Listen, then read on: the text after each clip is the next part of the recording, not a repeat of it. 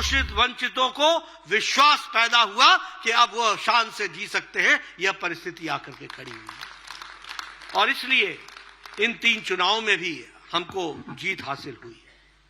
जब मैं छत्तीसगढ़ की बात करता हूं, आप सब भी यहां बैठे हैं, आप सब हमसे पूछा करते थे छत्तीसगढ़ तो छोड़ दो, बाकी बताओ राजस्थान का क्या होगा और मध्य प्रदेश का क्या होगा? क्या यही भाषा नहीं थी क्या? ऐसे ही नहीं बोलते थे? वो तो गई, अब तो मध्य प्रदेश सोचो, अब तो राजस्थान सोचो। मैं आपके सामने बताना चाहता हूं कि छत्तीसगढ़ की जो जीत हुई है, हमने वहां पहले 3 सरकारें बनाई हैं, 3 सरकारें चलाई हैं, लेकिन 3 सरकारों में भी जो जीत हमको मिली उससे कहीं ज्यादा जीत इस बार हमको मिली है। 90 में से 54 सीटें पहली बार भारतीय जनता पार्टी जीत करके आई है, 54 सीट्स आउट ऑफ 90। और हमारा वोट प्रतिशत वो 33% से बढ़कर 46% हो गया, 13% हमारा वोट प्रतिशत बढ़ा है।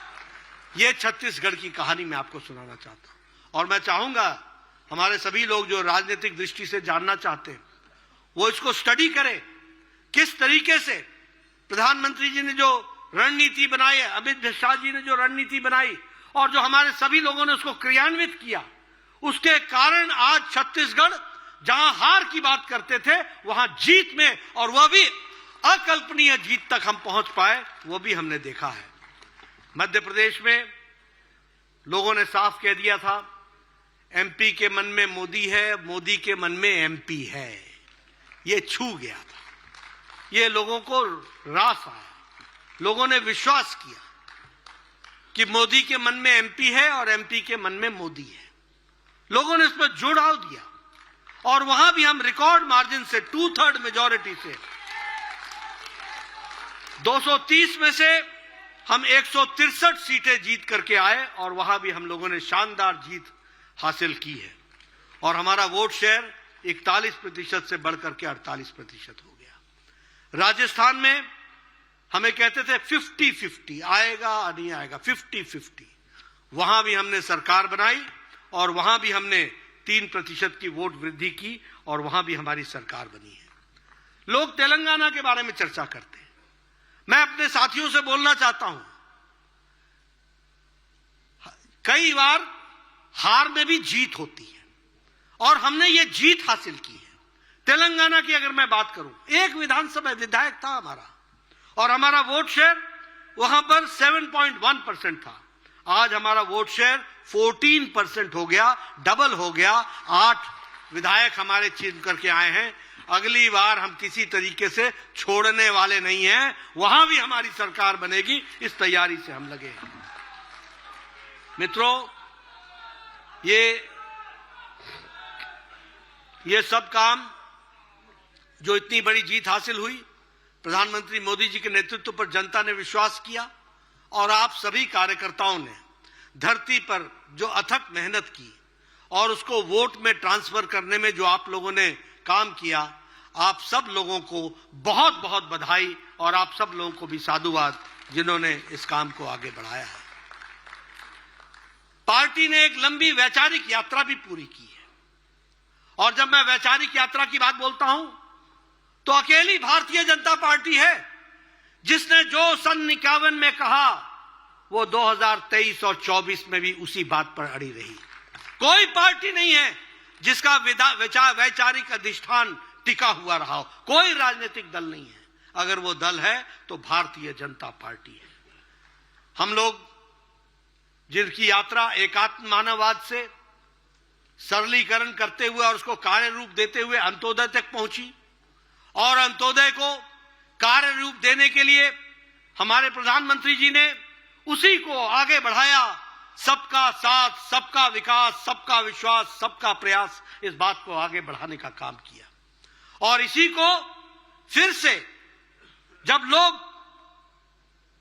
भारत की जनता को छोटे छोटे जातियों में बांटने के प्रयास में लगे हैं, जब वो वोट बैंक की राजनीति को आगे बढ़ाने के लिए लगे हैं, जब वो सरकार में सबका भागीदारी लेकर के बनने का प्रयास करते हैं और उसके बाद वो सरकार किसी जाति विशेष की हो जाती है और उसके बाद वो सरकार किसी किसी विशेष वर्ग की हो जाती है। इसको अगर किसी ने इस संस्कृति को बदला और इसको चैलेंज किया तो वो हमारे प्रधानमंत्री मोदी जी ने किया। और आज ज्ञान के माध्यम से जी फॉर गरीब, वाई फॉर युवा, ए फॉर अन्नदाता और एन फॉर नारी शक्ति। अगर गरीब की चिंता हो गई, अगर युवा की चिंता हो गई, अगर अन्नदाता की चिंता हो गई, अगर महिलाओं की नारी शक्ति की चिंता हो गई, तो देश की और समाज की चिंता हो जाती है। इस बात को आगे रखा है। और इसीलिए जब हम इस बात को कहते हैं तो हम आपके सामने गौरव के साथ कह सकते हैं, आज ये नारे नहीं हैं। प्रधानमंत्री गरीब कल्याण अन्न योजना, 80 करोड़ की जनता को अन्न की व्यवस्था करना और उसके कारण 25 करोड़ की जनसंख्या गरीबी की रेखा से ऊपर उठ जाती है और नए अरमान और नए पंख के साथ आसमान की तरफ बढ़ती है, तो यह भी हम सबको देखने वाली बात है। और जब हम बात करते हैं प्रधानमंत्री आवास योजना, 4 करोड़ 10 लाख मकान बन गए, पक्के घर, जिन्होंने कभी सपने में नहीं सोचा था वो घर बन करके तैयार हो गए। और आगे भी हम लोगों ने बड़ा लक्ष्य लेकर के प्रधानमंत्री जी चले हैं ताकि कोई भी गरीब कच्चे मकान में ना रहे, उसको पक्की छत मिल सके, इसकी व्यवस्था की गई। आयुष्मान भारत योजना, इससे मुझे भी जुड़ने का मौका मिला।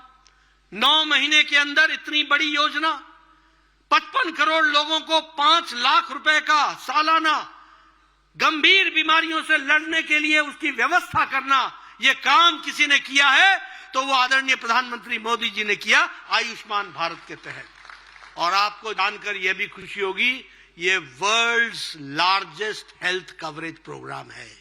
ये दुनिया का सबसे बड़ा हेल्थ कवरेज का प्रोग्राम है।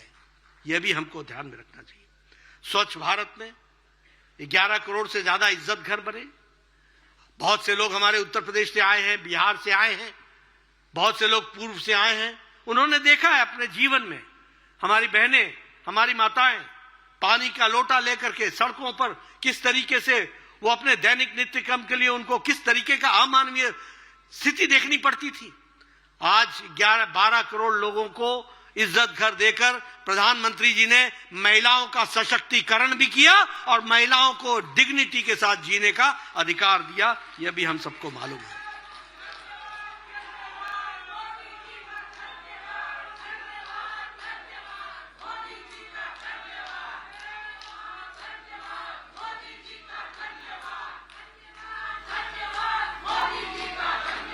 उज्ज्वला योजना, उजाला योजना,